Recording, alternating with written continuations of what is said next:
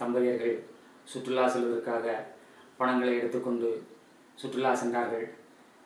சென்ற இடங்களில் வரிசையாக காட்சியெல்லாம் பார்த்து கொண்டு வரும்போது ஒரு காட்சியில் பார்த்து கொண்டிருந்தார்கள்.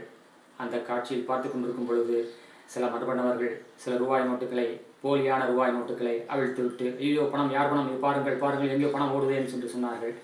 உணர்ச்சிப்பட்ட தம்பதியர்கள் அதை பார்த்து அதை பிறக்கிறதுக்கு போனார்கள். போய்விட்டு திரும்பி வந்து பார்க்கும் பொழுது உண்மையான பணம் பறி போய்விட்டது. என்ன சொல்ல வரேன்னா, தன்னுடைய சுயநலத்திற்காக இனியொரு மனுஷனுடைய ஒரு பொருளுக்கோ பணத்திற்கோ ஆசைப்பட்டு ஏமாற்றக்கூடாது.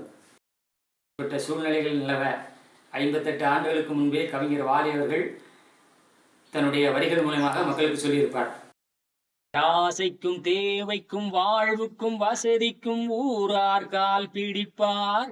ஒரு மானம் இல்லை, அதில் ஈனம் இல்லை, அவர் எப்போதும் வால் பிடிப்பார்.